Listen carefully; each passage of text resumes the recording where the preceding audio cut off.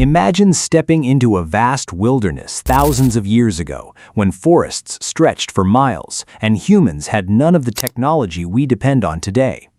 Every sound could be a warning, every trail could lead somewhere unknown, and survival depended on understanding the world around you. There are no supermarkets, no beekeeping suits, no smoke machines, and certainly no protective gloves. Suddenly, high above you, you notice a buzzing cloud of bees flying around a tree. Somewhere inside that tree is something incredibly valuable: sweet, energy-rich honey. But there is one problem. The honey is protected by thousands of angry insects, each capable of delivering a painful sting. So how did ancient humans collect honey without getting stung?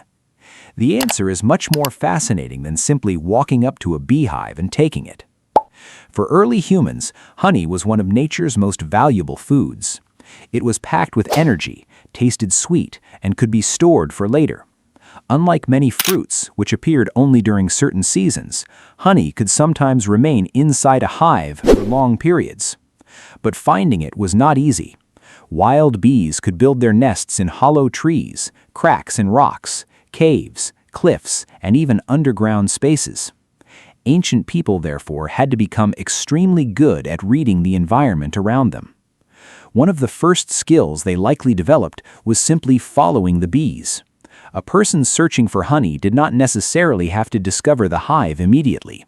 Instead, they could watch where bees were flying. A bee returning from flowers would often travel back toward its colony. By carefully observing the direction of repeated bee flights, a skilled honey gatherer could gradually move closer to the nest. This was almost like following a tiny living arrow through the forest. But finding the hive was only the beginning. Getting close to it was dangerous.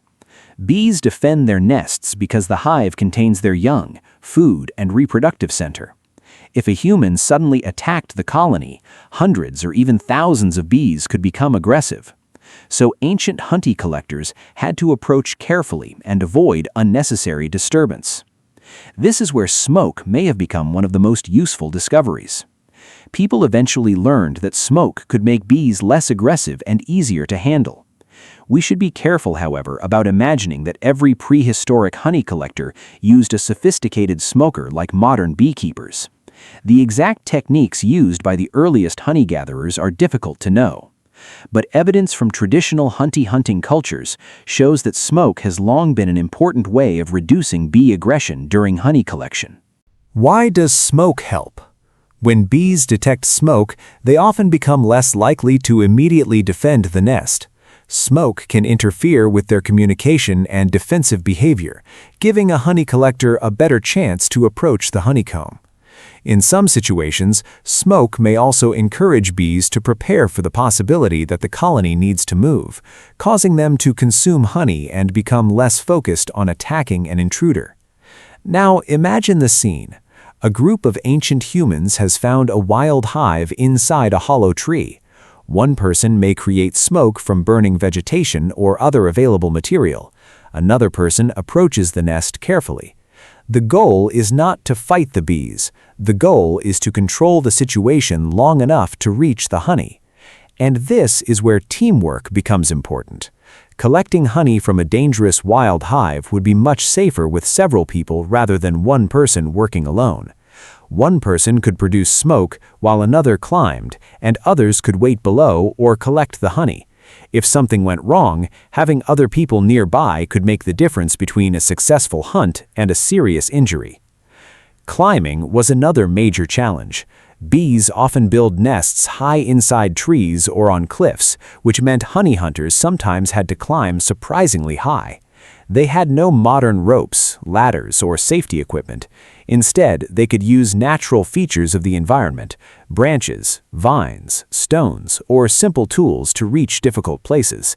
This made honey gathering not just a food search, but a dangerous physical activity.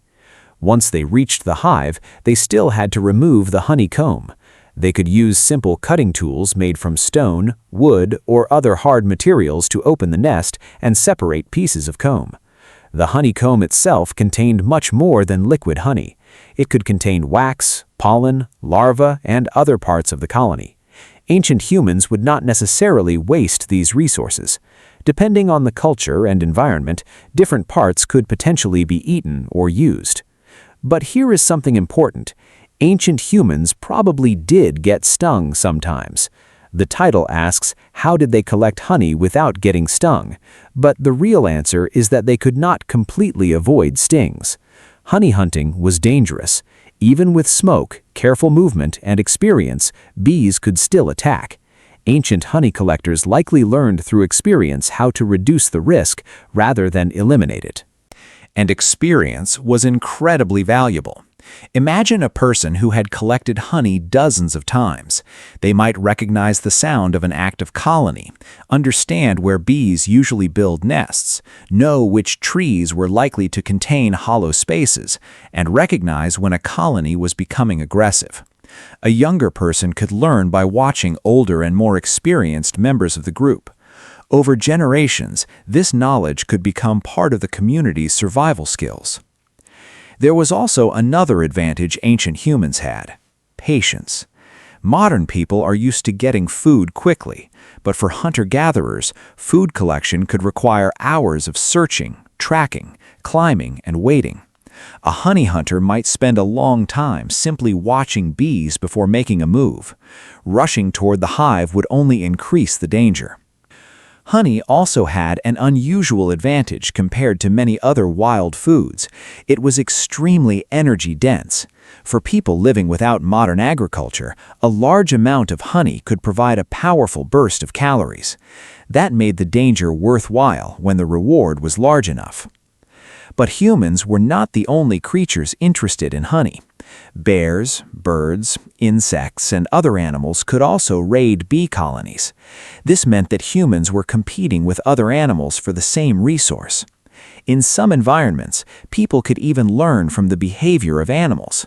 If a bear repeatedly visited a particular tree, for example, it might reveal that something valuable was hidden inside.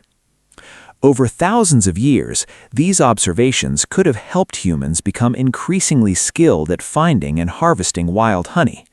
What began as simple curiosity may have gradually become specialized knowledge: where bees nest, when colonies are active, how to approach them, how to use smoke, how to climb safely, and how much honey could be taken without creating unnecessary danger.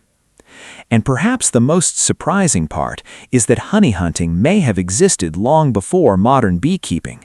Humans did not need to build wooden boxes or manage colonies to enjoy honey. They could simply take advantage of wild colonies already living in the landscape. Ancient people were essentially harvesting a natural food source that bees had created for themselves. So, the next time you see a jar of honey sitting quietly on a kitchen shelf, remember how different its story could once have been. Thousands of years ago, getting the same golden liquid could mean walking deep into a forest, tracking tiny insects, climbing a tree, creating smoke, facing a furious colony, and risking painful stings. Ancient humans did not collect honey because it was easy. They collected it because it was worth the risk.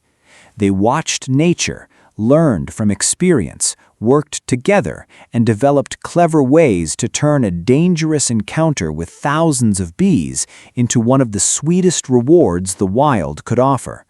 And that may be the real secret behind ancient survival.